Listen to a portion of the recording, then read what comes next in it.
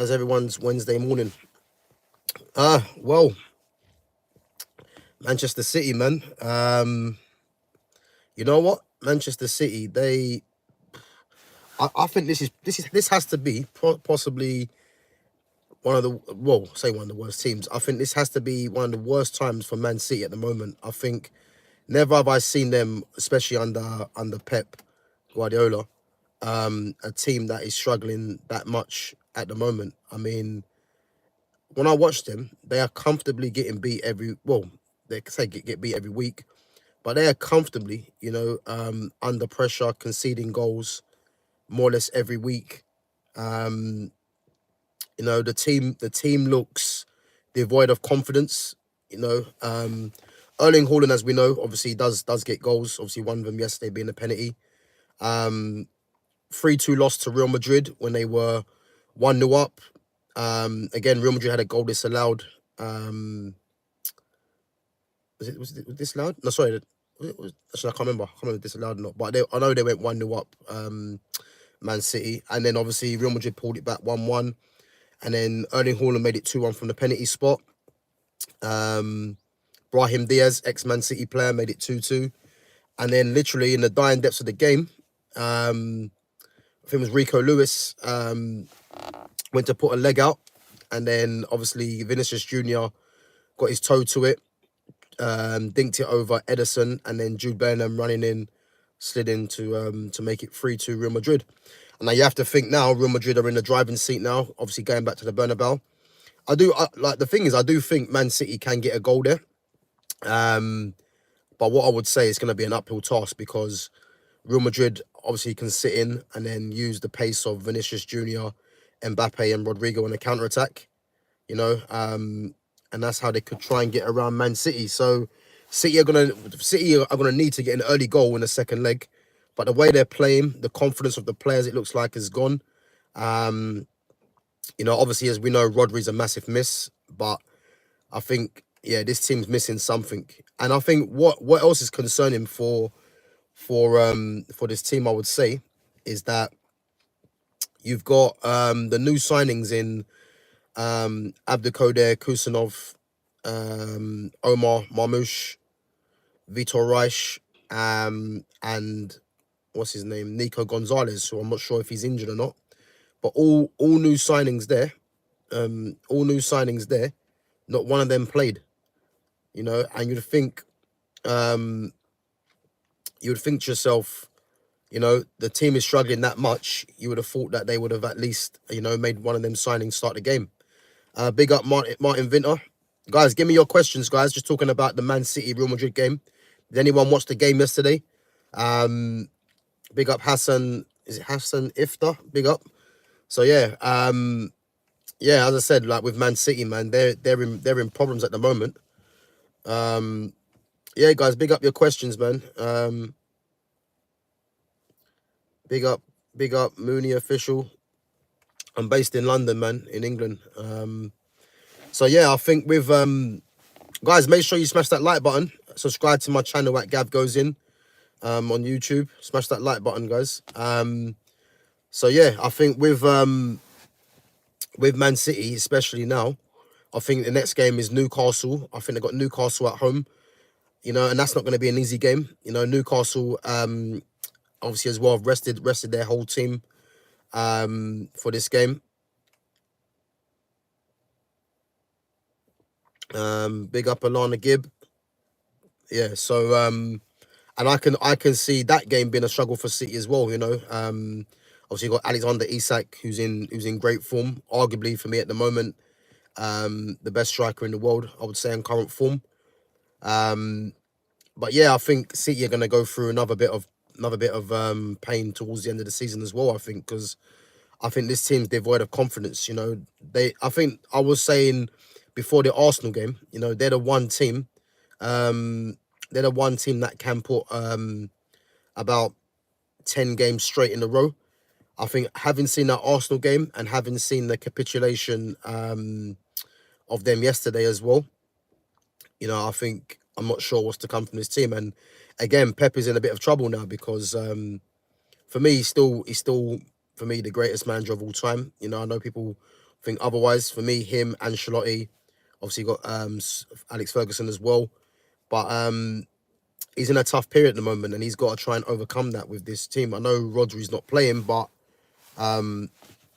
yeah, he needs to he needs to he needs to get it sorted ASAP because yeah, this team are struggling. And again, with City, it's a must that they get into the Champions League as well. They're currently fourth, but again, there's teams that are vying for that position, and if they don't get some consistency to the game, then yeah, they could be in trouble, man. But I think City will get over the line eventually. You know, I think they will start putting a couple of wins together. But I think as far as the title's gone now, I don't see them. I don't see them do anything personally. You know, but but yeah, man. So Real Madrid in the driving seat, and at the moment, and second leg at the Bernabeu, you'd expect them to go through. Obviously, Real Madrid, you know, they are the Champions League really when you think about it. You know, the most decorated team in Champions League history, and you'd expect them to go through now, especially having the goal cushion. But you know, anything can happen in that second leg.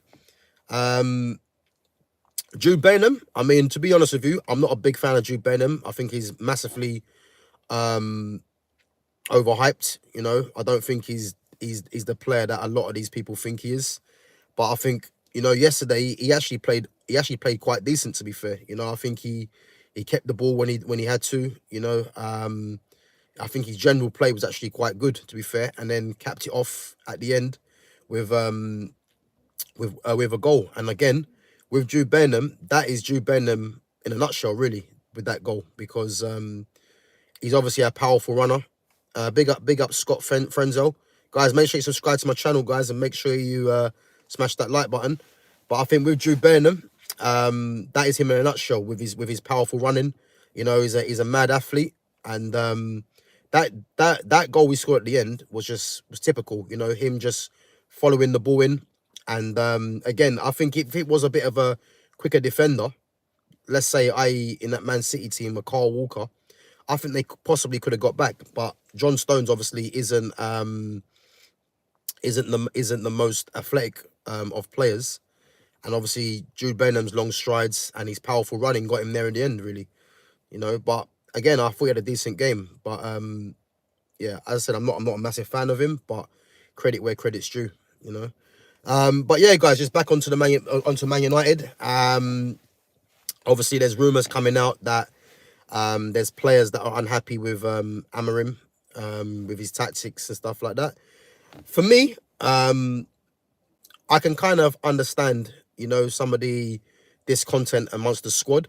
You know, again, a lot of these players ain't good enough. But for me, the idea and the key principle of a coach, you know, is coaching players. And as I said, a lot of these players are nowhere near good enough, which is obvious, you know. But what I would say for someone like Amorim is that you have to work with what you've got, you know. And if there's and the thing is, his system that he plays with the three at the back, there's nothing wrong with that system, but you have to be adaptable to adapt to the players that you've got. You know, if you're just sending these players out week in, week out to play shit football, you know, or to get beat, then again, players are not going to want to go out there and believe in what you're saying. And again, there will be discontent amongst the squad, you know, because they'll be unsure. But I think with him, the system, as I said, it's not a problem with the system, but it's but it's is there's just personnel in what he's doing, Big up Lil Dazzy. What type of coat is that? Yeah, Lil Dazzy, man. Yeah, don't worry about that, man. If you subscribe to my channel, man, or if you smash that like button, man, I might let you know, man. But the clue should be in the little badge there, man. But we don't want everyone wearing the same thing. Let's just say that. But no, big up for coming on, man. But yeah, no, I think with Amorim, he, as I said to you, I've talked about it before with Diogo Dalot. You know, Dalot playing as a left wing back still. You know, that's on him. I think with the fact that you're consistently starting Højlund as well, again, that's on you. The same with Bruno Fernandes. You know, he plays every game. Playing Ugarte as well against inferior teams, you would say. and not having a better ball player in that midfield. Again, that's on him. Yeah, big up little Desi, man. Big up for coming on. Big up Lewis. So yeah, what I would say with Amarim is that he's brought this on himself, man. And the quicker that he kind of, adapts to the players, you would say. And when I say adapt, I don't mean change the formation. I say just tweak a few things, play the players, that are better ball players first and foremost. And you will see better performances. That's a fact. I should expect to see Joshua Zirkzee against Tottenham, leading the line, letting the team have a base to build from in terms of a striker that can hold the ball, you know. And yeah, I think if he can do that, that'll go a long way to realizing, what kind of players you have available to you and what kind of what strengths of the players that will suit the system, because if you want to play possession based football, yeah, just going off the strikers that you have, then you don't play Rasmus Højlund, because not only is Rasmus Højlund not good enough, he doesn't have an all round game to link the play to bring the midfielders into the game, whereas Xerxes can, so that's just an easy one to do, you know. Again, playing Patrick Dorgu. Dorgu can play off the right, and again, you want to recreate what you had with Quenda at Sporting Lisbon, but the fact that you're playing Dallo still is an issue. As much as I want to see Amad Diallo playing in the 10, you can just play Amad and Patrick Dorgu as the wing backs, and then play Kobe Manu as a left 10, and then play a Christian Eriksen, as a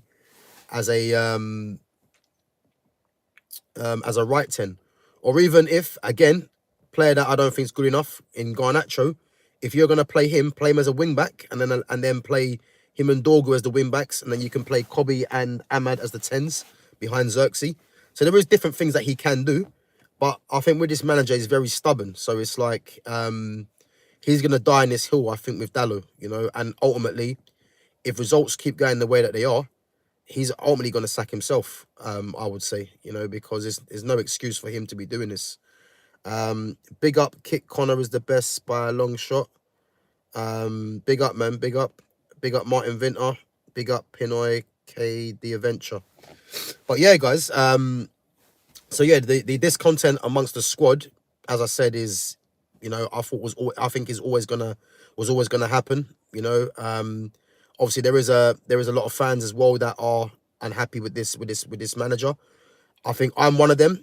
I still believe in this manager, but for me, he's got to show me to the end of the season that he can be adaptable, and that he can pick the right players. I think picking the right players is always a good start, which sounds pretty obvious, but again, like, I believe the best footballers should be playing, and that's non-negotiable for me. So if he picks the right players, and the team are still not performing, again, at least you're trying to do the right things. But I can see holes in what he's doing in his team selection.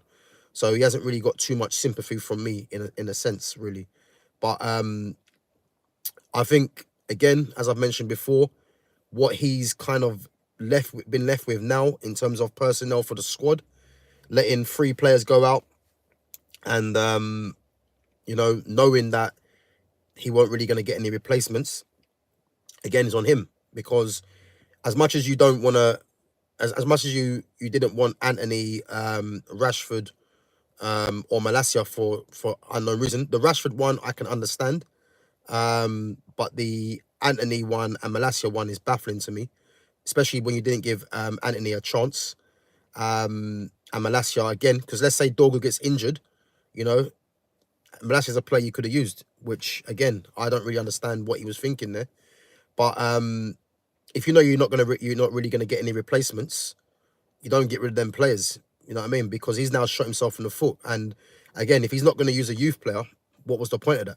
So that's all on Amarim, man. I would say, but we'll have to wait and see, man. But yeah, United's next game is against Tottenham, I believe, on Sunday. So we'll have to see what happens with that next, really. But yeah, guys, safe for coming on. Make sure you subscribe to my channel at Gav Goes In. Make sure you smash that like button as well, guys. Helps with the algorithms as well. Helps reach out to more people. I'm going to be back on probably sometime after the Man United Tottenham game. Probably be back on Monday, I'd probably say, with Elite Baller. So I'm going to be over on his channel. So yeah, guys, make sure you subscribe to my channel and make sure you come and give him some support as well at Elite Baller. And I'll be back on his channel possibly Sunday or Monday. But stay tuned. And I said, yeah, I'll let you guys know, man. But safe for coming on. And I'll catch you guys in a bit. Take it easy.